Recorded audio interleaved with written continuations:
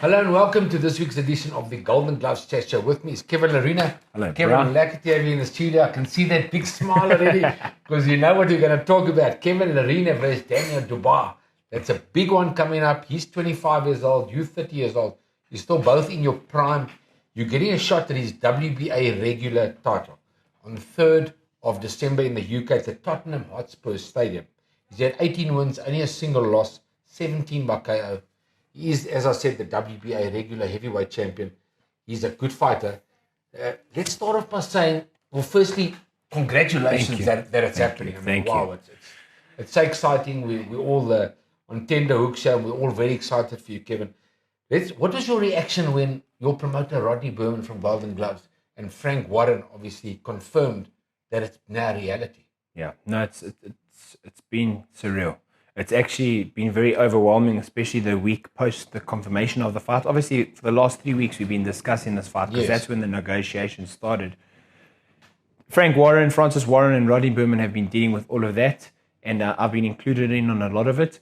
But it was just so overwhelming. When they offered me the fight, they spoke to me on the phone. They said, you versus Dubois. At that point, it was at the O2 Arena on the 26th of November. My response was yes. I'm in. And now it's even gone to the next level. Now it's gone to the next level. They've put it a co-main event on the 3rd of December with Derek Chisora at Tottenham. Awesome. So it's just amazing. I mean, I'm bursting with pride. Can you imagine? And I'm also so hungry and motivated. You know, you need these fights in your career to take you to that next level.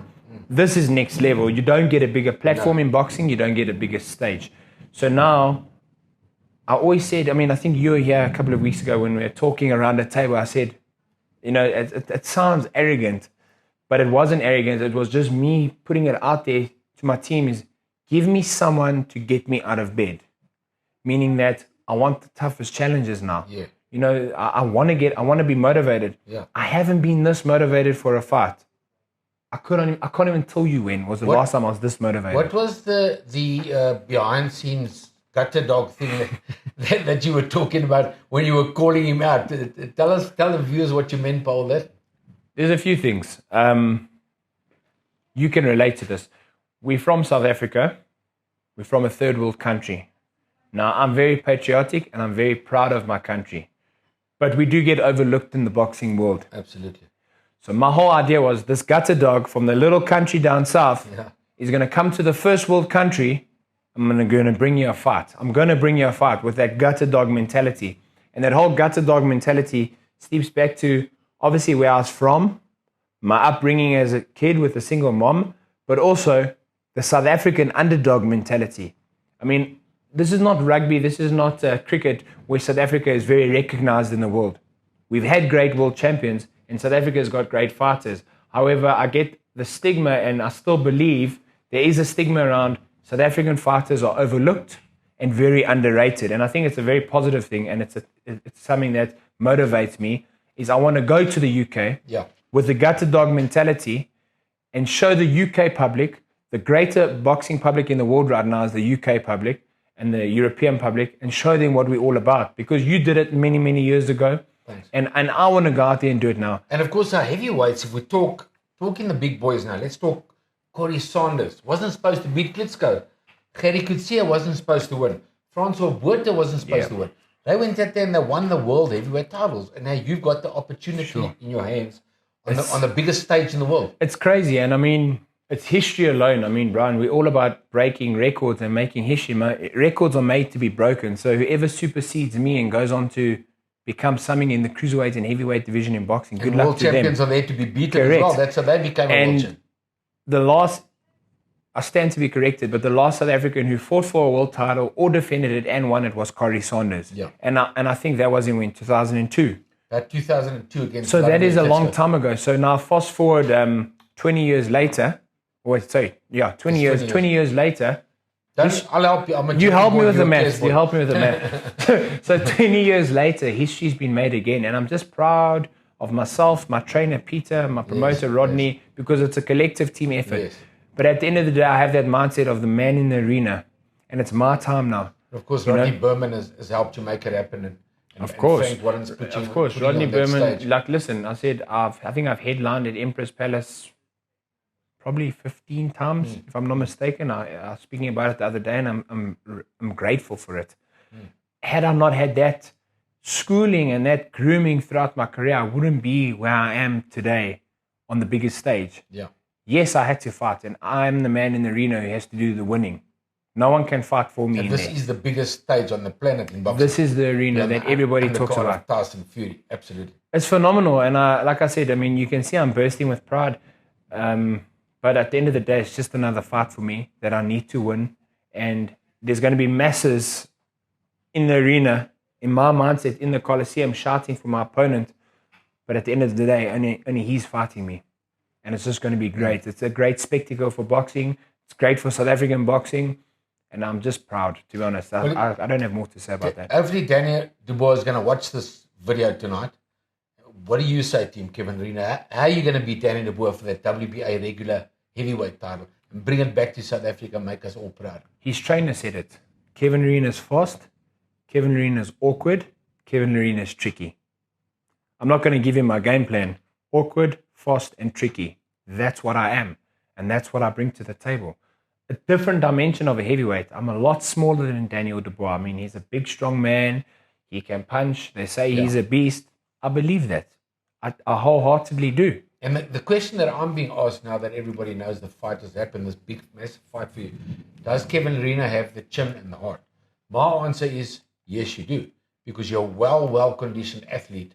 And a well-conditioned athlete has got a heart and a chin. Yes. Because you've got the tank. And that's what gives you the heart and the chin. Tell us how you feel about that. Wholeheartedly, Brian. You hit the nail on the head. You got the gas tank. You got the legs. A chin, you know, it's a good chin. A chin that doesn't get hit. Yeah. In the heavyweight division, especially. And a good chin is when you're in good condition. For sure. Because if a guy cracks you and you wobble a bit, you can recover. You'll recover quickly because you're fit, which is what you've got. And I think a lot of people don't know that Kevin Lerena is such a fit athlete that you'll recover quickly if you do get caught. Of course. And your heart's there. I mean, you want to win. So. Of course. And I mean, like I said, you know, I don't want to sound like this is a movie reel, but there's two ways you beat me. And I've said that, I think, from before in my cruiserweight fights. You're going to knock me out. You're going to carry me out to my shield. You won't beat me when it comes to digging in the trenches. When it gets deep, I can swim. And the guy in any big world title fight, and world champions are there to be beaten, is the guy that wants to win. The guy that wants to win the most on the night, and that's what you said. That's what you want to do. And on the 3rd of December. And when you get a guy in there who wants to win just as bad as I do, which I'm sure Daniel Dubois wants to do, who's just as fit as me, who's perhaps stronger than me, the more skilled guy will win. Yeah. Well, that's what I would imagine. Obviously, a well-rounded boxer. It doesn't matter if he watches the video or not, because you're still going to do it to him. You've got the speed. You can go in and out, and he's going to battle to catch you if you're in and out with him and you outbox him. But it's a massive fight for you, and good luck with it. We look forward to that. We're going to still have many interviews about this fight. The last thing I want to ask you is that there's a bigger fight looming, the most massive fight on the planet, because a guy by the name of Alessandro Usyk, is the WBA super champion. And he's got WBA, IBF, WBO, IBO, as you know. But should you win this fight, when you win this fight, you'll fight Usyk. And that's going to be like the biggest fight on the planet. Yeah. So there's a possibility you winning and fighting the biggest guy on the planet. How would that be? No, it's crazy. Obviously, I know that these offers are down the line, barring a victory, but I'm always stay in the moment and I don't overlook anybody. You know, I got to fight Daniel Dubois, who's a beast, and I got to beat Daniel Dubois. However, the heavyweight division is very alive. I mean, after this fight, you look at the guys at the top. You got Joe Joyce, Alexander Usyk, Joshua, Tyson Fury, Deontay Wilder, Andy Ruiz, to name a few. There's a lot of opponents and big fights to be made where there's big monetary offers down the line. So I think the key is staying in the moment, which I'm in, working hard and training hard. Let's get through the 3rd of December. Let's get the W, and let's see what's next. You know, like I said, I'm in the moment right now, and this alone is a victory, getting this opportunity. But now it's about being skyrocketed into the stratosphere, and that's what I want to go out there and do. Fantastic. And Kevin, you were saying at the Tottenham Hotspur Stadium for the 3rd of December, for the big fight, You said they've sold about 50,000 tickets already. Yeah, I saw Tyson Fury posted something like that. It wouldn't surprise me. I think 24 hours after tickets went on sale, 50,000 were sold, and that was a couple of days ago. Which just shows you what a big show it is, what a great co-main event it is with myself and So there Dubois. possibly would be, what, like 70,000 people? I think max capacity is 70,000, so 20,000 tickets to sell. And I know there's a small but large contingency at heart of South African fans who will be there cheering me on. I mean, I've been getting a lot of Instagram DMs from people abroad, from local, and I'm just so grateful. I must give mention to, there's a handful of people here who are sending me photos and images of the tickets that they've purchased and who are flying out to the UK to support me. So I'm forever grateful, and thank you to each and every one of you. That's great, but you must remember as well with Supersport today and technology and that, Of course. the whole of South Africa is behind you. Everybody's going to be watching you on that night.